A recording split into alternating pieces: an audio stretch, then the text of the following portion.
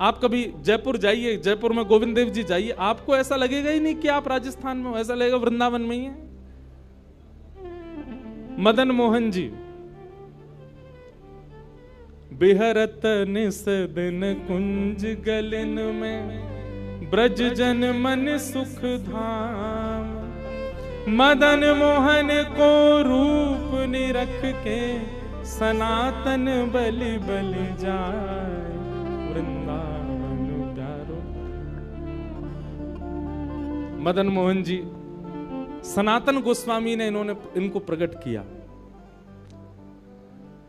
मदन मोहन जी भी पहले जयपुर में ही विराजते थे।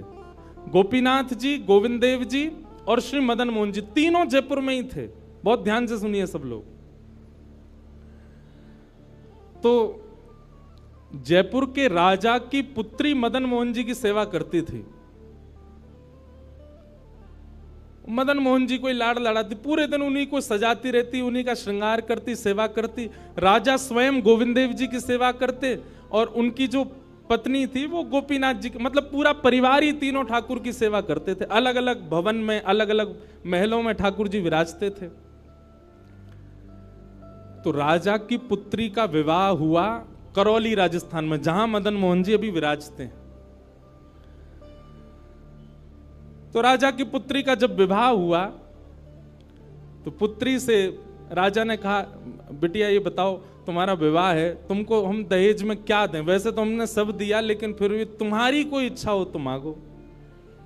उसने कहा, पिताजी मुझे सबसे ज्यादा प्रेम श्री मदन मोहन जी से है। आप माता जी और पूरा परिवार गोविंद देव जी, गोपीनाथ जी की सेवा किया करो। मदन मोहन जी को मैं ले जाऊं अपने साथ, अपने ससुराल में इनकी सेवा करूंगी। बड़ी अच्छी कथा है, ध्यान से सुनना। राजा रोने लगा, अपनी पुत्री के चरणों में सर झुका के बोला, मुझे क्षमा कर दे पुत्री, तू जो मांगेगी सो दूंगा, पर ये मेरे हृदय हैं, मैं इनको नहीं दे सकता। मैं वृंदावन से मुगलों से बचा करके इनको लेके आया हूं। वैसे तो ठाकुर जी को बचने की कोई आवश्यकता, ठाकुर जी कृपा करके आए हैं जयपुर में राजा के ऊपर, पर इनको देख करके मेरे प्राण बचते हैं।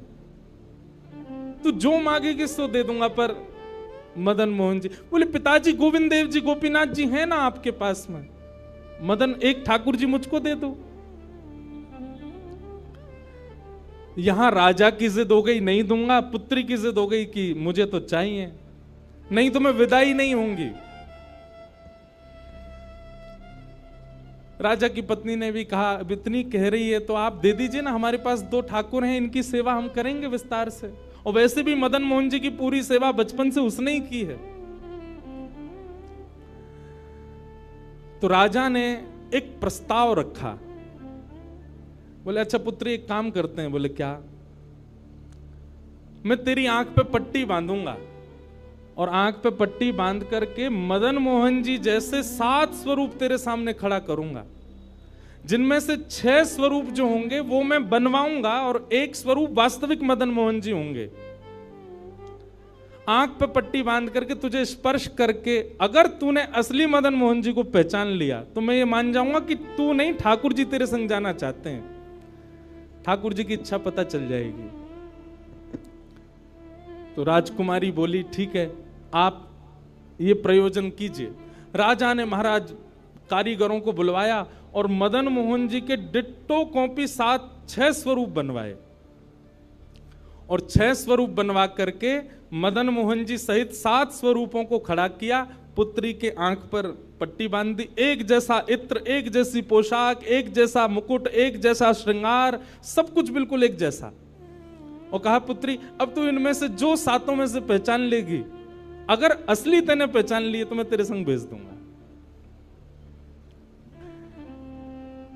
उसने हाँ तो बोल दिया, लेकिन वो कांपने लगी, घबराने लगी।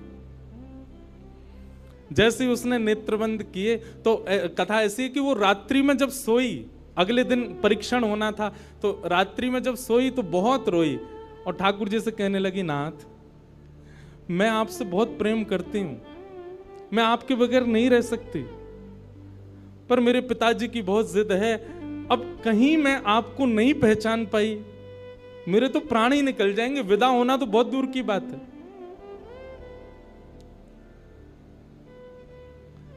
रुदन करते करते करते करते बंधुओं, एक मेरी बात बहुत ध्यान से सुनिएगा, कभी ठाकुर जी के विरह में यदि आपके अश्रु नहीं आए हैं ना, तो अभी आप भक्ति के भाव से बहुत दूर हो।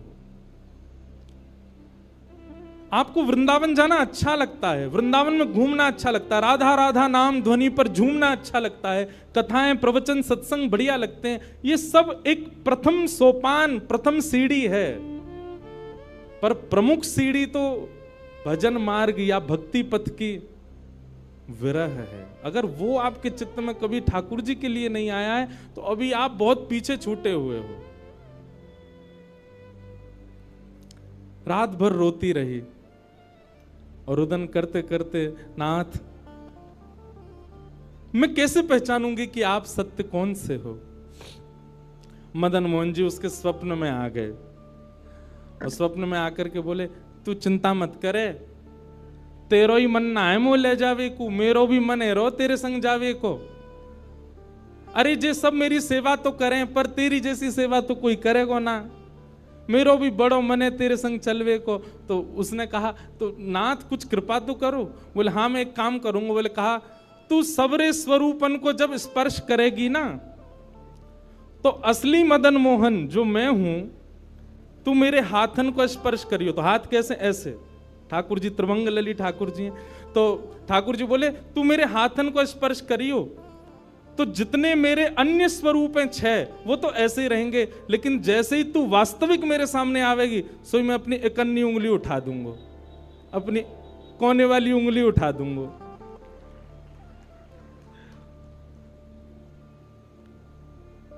ठाकुर जी कितना प्रेम करते हैं अपने भक्त से। ठाकुर जी बोले, मैं अपनी इकन्नी उंगली उठा दूंगा और तू स्पर्श करती करती मेरी जैसे इकन्नी उंगली उठे, वाकू पकड़ लियो और तुरंत पिताजी से कह दियो, जय रे मदन मोहन जी, मैं चल दूंगा तेरे संग। अब तो दूसरे दिन वो पिताजी के पास गए, पिताजी जल्दी करिए, कब चलना है, कब? बोले, तुझे तो इतना विश्वास है जैसे तू वास्तविक में मदन मोहन जी को ले ही जाएगी, लेकिन बिटिया तू भी याद रखियो, मैंने ऐसे स्वरूप बनवाए हैं कि कोई बता ही नहीं सकता कि असली मदन मोहन कौन से। बोले, पिताजी आप सन्मुख पधराओ। तो महाराज भीड़ लग गई देखने वालों की, पूरा राजभवन इकट्ठा हो गया जयपुर का। 7 स्वरूप विराजमान हुए। पुत्री के आंख पर अभी विवाह हुआ, उसका विदाई नहीं हुई है, आंख पर पट्टी बांध करके और कहा, जाओ अगर मदन मोहन जी की इच्छा होगी तो तू ढूंढ ले। अब मदन मोहन जी तो पहले ही बता चुके हैं, ऐसे मिलूंगा। जैसे मानो टीचर पहले ही एग्जाम पेपर लीक कर दे, ये क्वेश्चन आने वाले, तैयार कर आना। उसने जाकर के जैसे स्वरूप स्पर्श करने प्रारंभ किए, पहला बोले ये नहीं है, दूसरा स्पर्श किया, ये भी नहीं है। ठाकुर जी खड़े थे 5वीं पंक्ति में, 5वें वाले थे। तीसरे स्पर्श किए, बोले ये भी नहीं है। चौथे किए, बोले ये भी नहीं है। जैसे ही 5वें का स्पर्श किया और मुखमंडल का स्पर्श किया, गले का स्पर्श किया, वक्ष का स्पर्श कर, जैसे ही ठाकुर जी की भुजा पकड़ी, सो ही ठाकुर जी ने अपनी एक कन्नी उंगली हिला दी। और जैसे ही कन्नी उंगली हिलाई, उसने तो, पिताजी यही है मदन मोहन जी। आहा, राजा के तो नेत्रों से आंसू गिर गए, चरणों में गिर गए, उठ करके अपनी बिटिया को गले से लगा लिया, कान में बोले, बोले मैंने एक कन्नी उंगली हिलते हुए देख ली। मुझे ये बात पता चल गई है कि भैया तेरी जिद नहीं है इनको ले जाने की, इनकी भी जिद है तेरे संग जाने की। और महाराज गाजे बाजे रथ में आरूढ़ करके श्री मदन मोहन लाल जी करौली राजस्थान को प्रस्थान किए। बोलो मदन मोहन लाल की। बिहरत निस दिन कुंज गलन में, ब्रज जन मन सुख धाम। मदन मोहन को रूप निरख के, मदन मोहन को रूप निरख, सनातन बल बल जाए। वृंदावन प्यारो वृंदावन, श्री वृंदावन मेरो। ये भैया ऐसे ही भजन नहीं बना है, ये ऐसे ही आपके झूमने के लिए कीर्तन नहीं, ये पूरा वृंदावन समाविष्ट करवा दिया हमारे गिरधर लाल जी ने एक ही पद में। पूरा वृंदावन विराज रहा है।